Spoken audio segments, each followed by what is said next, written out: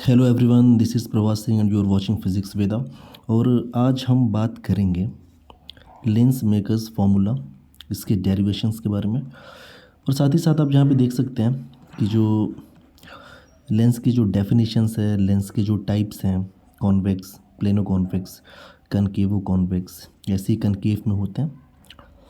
और कुछ terminologies lens से रिलेटेड कि ऑप्टिकल सेंटर क्या होता है, प्रिंसिपल एक्सिस क्या होती है, प्रिंसिपल फोकस क्या होता है। ये सारी चीज़ें आपने 10th क्लास में ऑलरेडी पढ़ रखी, इसलिए हम इस पे टाइम वेस्ट नहीं करेंगे। सो हम लोग स्टार्ट करेंगे directly from our lens makers formula. Lens makers formula से हम लोग आज कहानी की शुरुआत करेंगे। ओके, देखिए हमारे पास एक लेंस गिवन है, ये कॉन्वेक्स लेंस है एक्चुअली हमारे पास। This one is the convex lens. और आप देख सकते हैं कि this one is the optical centre of the lens. ये लेंस का ऑप्टिकल सेंटर है, mid point. This one is the axis of the lens, lens A B.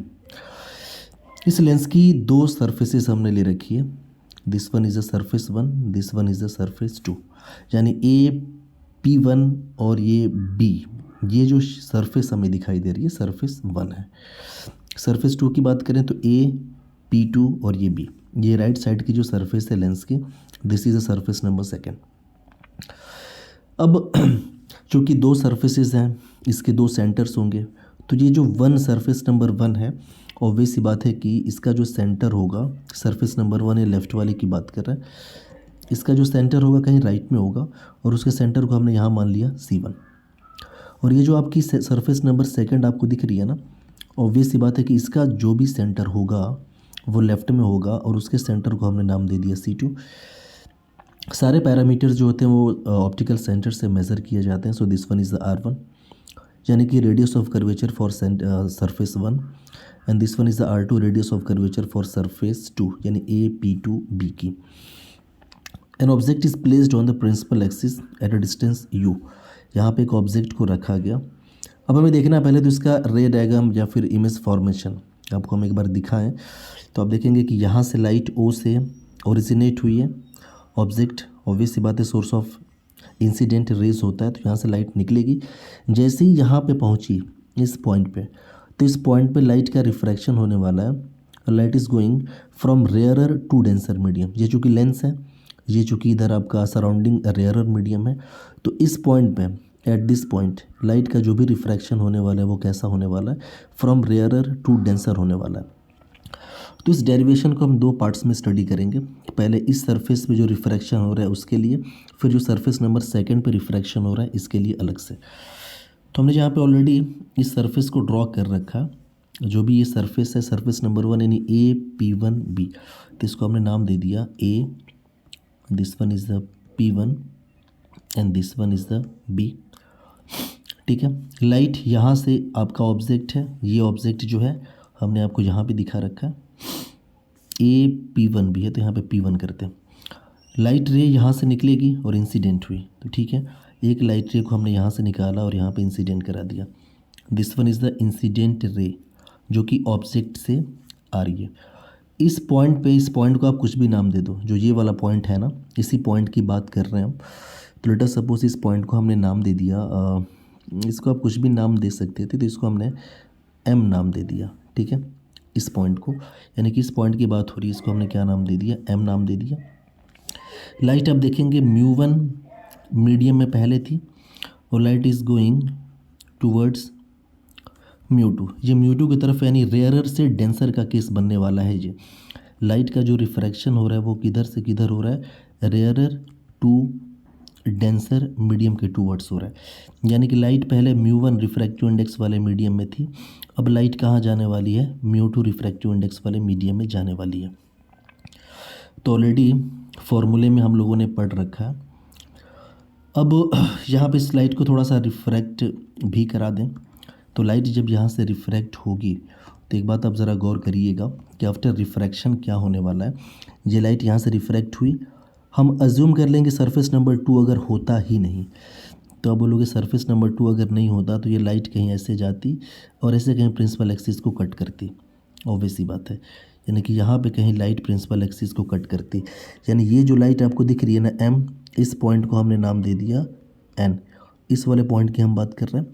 तो ये लाइट जो एम एन आपको दिख रही है, अगर ये सरफेस नंबर सेकंड ना होता फिर इसका रिफ्रैक्शन यहाँ पे होता ही नहीं, ये सीधी ऐसे निकल जाती। तो यह जो आपको ग्रीनिश कलर की लाइट दिख रही है जो यहाँ पे प्रिंसिपल एक्सिस को जाके कट कर रही है, इसका मतलब वो वही यही है आई डैश।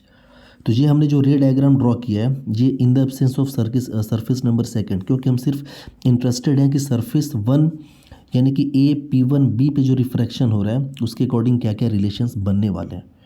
ठीक है, अब ये जो डिस्टेंसेज हैं ऑलरेडी आप लोगों को पता है कि जो डिस्टेंसेज होते हैं वो ऑप्टिकल सेंटर से मेज़र किए जाते हैं। तो यहाँ से डिस्टेंसेज हम मेज़र करेंगे, ये already suppose this one is optical centre, ये आपका O है। तो यहाँ से डिस्टेंस, ऑब्जेक्ट की डिस्टेंस की अगर हम बात करें तो ये ऑब्जेक्ट की डिस्टेंस हो गई, और यहीं से ये जो हो गया this is the distance of the image. ठीक है, सो this is the distance of the object for surface AP1B, ये समझने वाली बात है। यानी ये जो ऑब्जेक्ट है ना, ये इसके लिए तो ऑब्जेक्ट है AP1B के लिए, इस सरफेस के लिए ऑब्जेक्ट है। और ये जो आपको इमेज दिख रही है जो यहाँ पे बनी है, अगर हम मान लेते कि सरफेस नंबर सेकंड होता ही नहीं तो आप बोलोगे सरफेस AP1B के लिए ये डिस्टेंस ऑफ इमेज हो जाएगी जो कि V डैश यहाँ पे मानी गई है। ठीक है, और ऑलरेडी यहाँ पे हमने रिफ्रैक्शन में पढ़ा था, जो पिछली क्लासेस में जो डेरिवेशन हमने कराया था refraction at the spherical surfaces, वहाँ पे हमने देखा था कि जब लाइट रेयरर से डेंसर में जाए यानी कि μ1 से μ2 में, यानी कि ऑब्जेक्ट आपका कहाँ रखा हुआ है, ऑब्जेक्ट इज़ प्लेस्ड यहाँ पे जिसका रिफ्रैक्टिव इंडेक्स आपका μ1 है। तो इस केस में जो रिलेशन निकल के आता है आप बोलोगे ये निकल के आता है μ2/v minus μ1/u is equals to μ2 minus μ1 divide by r। r मतलब इसका जो रेडियस ऑफ कर्वेचर है। तो आप बोलोगे सरफेस नंबर 1 के रेडियस ऑफ कर्वेचर की बात करें ना, ये सरफेस नंबर 1 के, तो इसका जो रेडियस ऑफ कर्वेचर है इधर है, ये सेंटर यहाँ पे है, तो r1 इसका रेडियस ऑफ कर्वेचर है। तो ये हो जाएगा μ2/v minus μ1/u equals to μ2 minus μ1/r। तो r की जगह पे हमें करना पड़ेगा r1। एक बात आप ज़रा और ध्यान रखिएगा, हम साइड में यहाँ पे लिख दे रहे हैं कि for any spherical surface, for any spherical surface, ठीक है ना, अगर मान लो जो रिफ्रैक्शन है वो रेयरर से किधर हो रहा है, डेंसर की तरफ हो रहा है, यानी आप कह सकते हो कि μ1 रिफ्रैक्टिव इंडेक्स से किधर हो रहा है, μ2 रिफ्रैक्टिव इंडेक्स की तरफ हो रहा है। तो ये जो फॉर्मूला हम लिखते हैं ना μ2/v, तो v का मतलब ये होता है image distance, image distance minus μ1/u, u मतलब object distance is equals to μ2 minus μ1 divide by, ये आपका होता है रेडियस ऑफ कर्वेचर। और ये रेडियस ऑफ कर्वेचर किसका होता है, तो आप बोलोगे ये जो रेडियस ऑफ कर्वेचर होता है ना ऑफ सरफेस, उस सरफेस का होता है जिस सरफेस पे हम ये क्या बोलते हैं रिलेशंस लगा रहे हैं, जहाँ पे रिफ्रैक्शन हो रहा है उस सरफेस पे। तो आप ज़रा यहाँ पे गौर से देखिएगा, आप बोलोगे कि लेट मी, ये बड़ा इंपॉर्टेंट रिलेशन है तो आप इसको ऐसे याद रखिए। ओके, अब ज़रा यहाँ पे देखिए, इसको याद रखिए μ2 image distance minus μ1 object distance equals to μ2 minus μ1 radius of curvature. तो अगर यहाँ पे हम गौर से देखें तो आप बोलोगे सर यहाँ पे μ2 ये v मतलब इमेज डिस्टेंस, तो इस सरफेस के लिए AP1B के लिए ये इमेज है, तो इसकी डिस्टेंस एक्चुअल में v डैश हमने मान रखी है, तो यहाँ पे v डैश लेना पड़ेगा माइनस μ1 आप बोलोगे इस सरफेस के लिए ये ऑब्जेक्ट है तो इसकी डिस्टेंस हो जाएगी u इज इक्वल्स टू, ये हो गया μ2 माइनस μ1 डिवाइड बाई r1। तो ये जहाँ पे जो इक्वेशंस बनी, late us suppose this one is the equation number first, ये जहाँ पे हमारे सामने इक्वेशन फर्स्ट बनी है। ठीक है, अब हम थोड़ा बात कर लें सरफेस नंबर सेकंड पे क्या होने वाला है। तो ये सरफेस नंबर सेकंड है हमारा, तो आप देखिए सरफेस नंबर सेकंड पे रिफ्रैक्शन कहाँ हो रहा है, एम से लाइट जब एन तक पहुंची है तो एट पॉइंट एन यहाँ पे सरफेस नंबर सेकंड पे रिफ्रैक्शन होने वाला है, यानी लाइट अब डेंसर से रेयरर मीडियम में जाएगी। अब देखिए एम से लेकर एन तक लाइट डेंसर मीडियम में है, अब रेयरर मीडियम में जाने वाली है। ठीक है, ये पूरी कहानी है। तो आप बोलोगे चूँकि सॉरी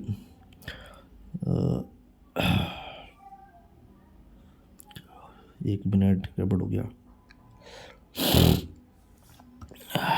इसको आप ऐसे दिखा दीजिए पहले तो, दिस वन। हाँ अगर हम इसकी बात करें इस पॉइंट एन की, जहाँ पे हमें रिफ्रैक्शन को अब देखना है, तो आप लिखेंगे एट पॉइंट एन, यहाँ पे कोई पॉइंट एन है यहाँ पे, और लाइट ऐसे आई है पहले, ये एम से लाइट आ रही है। एक बात को ध्यान दीजिएगा, ये जो लाइट है ना ये एम से निकली थी, ये आपका है एम, और एन पे आके लाइट रिफ्रैक्ट होने वाली है। अब डायग्राम को थोड़ा रिलेट करके समझते रहिए। देखो एम से लाइट आई थी एन, और एन पे जाके रिफ्रैक्शन होने वाला है। ठीक है, तो आप बोलोगे कि भाई ये लाइट जो एम एन है ये किस पॉइंट के टूवर्ड्स जा रही थी, तो आप बोलोगे इसका जो ओरिजिनल हेडिंग था, इसकी ओरिजिनल हेडिंग कुछ इधर थी ऐसे, जो ओरिजिनल हेडिंग इसकी यहाँ पे थी, मतलब इस पॉइंट पे कहीं जा रही थी ये लाइट। तो इसको ज़रा आगे बढ़ाएं, ये तो जो आई डैश बन रहा था इमेज फर्स्ट सरफेस के लिए, जो फर्स्ट सरफेस के लिए आई डैश इमेज बना था, आप देखिए ये आई डैश जो इमेज है फर्स्ट सरफेस के लिए ना, तो एम से निकलने वाली लाइट एक्चुअली में इसी पॉइंट के टूवर्ड्स आ रही थी। ठीक है, तो हमने इसकी ओरिजिनल डायरेक्शन हमने यहाँ पे दिखा दी, लेकिन आप बोलोगे कि चूँकि इस पॉइंट एन पे रिफ्रैक्शन होगा तो लाइट नॉर्मल से अवे जाएगी, बिकॉज लाइट जो है वो डेंसर से रेयरर में जाने वाली है। तो हमने लिखा कि यहाँ पे जो होगा एक्चुअल में लाइट का रिफ्रैक्शन होगा, और लाइट जब रिफ्रैक्ट होगी तो लाइट कहीं प्रिंसिपल एक्सिस को यहीं पे कट कर देगी। ठीक है ना, ये नॉर्मल से दूर चली आई लाइट रे, और यहाँ पे फाइनल इमेज बना आई। डिस्टेंसेस की अगर हम बात करें तो आप डिस्टेंसेस को यहाँ पे दिखा लीजिए। आप बोलोगे कि यहाँ पे if this one is the optical centre, तो यहाँ से सारी डिस्टेंसेस मेज़र की जाएंगी।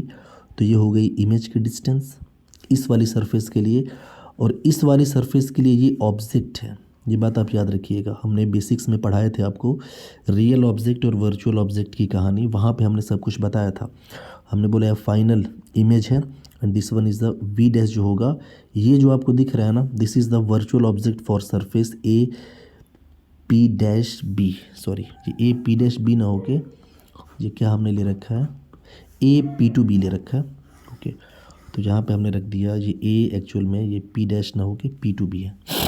तो at surface A P to B क्या होने वाला है वो हम ज़रा देखें कि यहाँ पे जो भी रिफ्रैक्शन हो रहा है, ये रिफ्रैक्शन किधर से किधर हो रहा है, आप बोलोगे ये रिफ्रैक्शन हो रहा है डेंसर से रेयरर की तरफ, यानी म्यू टू से किधर हो रहा है, म्यू वन की तरफ। अब देखो लाइट पहले लेंस के अंदर है जिसका refractive index mu two, light अब सराउंडिंग में जाने वाली है जिसका रिफ्रैक्टिव इंडेक्स म्यू वन है। तो आप बोलोगे सर इसका फॉर्मूला तो हमने ऑलरेडी पढ़ रखा है, and that was mu one upon v minus mu two upon u is equals to mu one minus mu two divide by ये आर, ये रेडियस ऑफ कर्वेचर होता है। अब इसको थोड़ा सा इस फॉर्मूले को अगर आप मॉडिफाई करके लिखें तो आप बोलोगे सर इसको हम ऐसे लिख सकते हैं कि इस फॉर्मूले को आप लिख सकते हो कि म्यू वन डिवाइड बाई ये वी का मतलब image distance,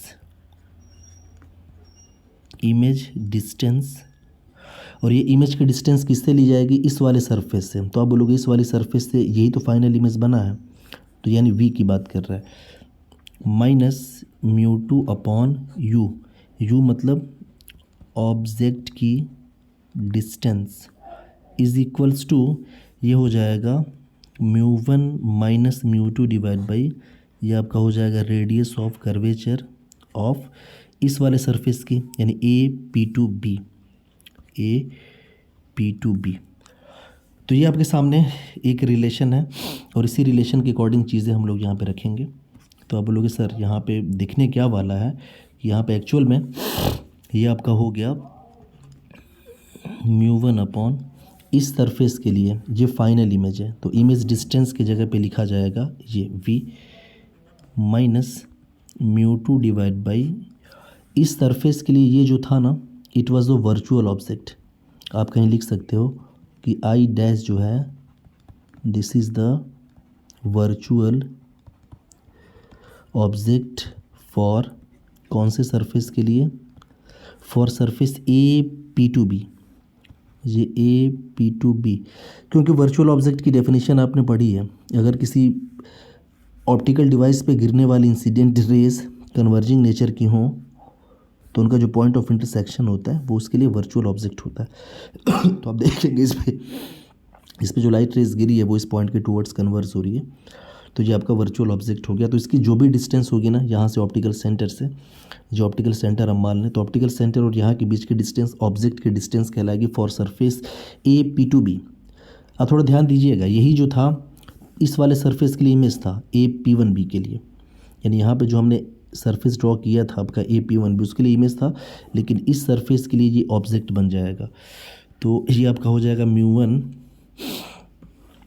one upon v minus mu two upon ये वी डैश हो जाएगा, ऑब्जेक्ट की distance is equals to mu one minus mu two divide by radius of curvature R two हो जाएगा। Let us suppose this one is the equation number second. हमारे पास दो equations आ गई, एक तो इक्वेशन ये आया और एक हमारे पास इक्वेशन आई ये। इन दोनों को थोड़ा सा हम सेपरेट कर लें।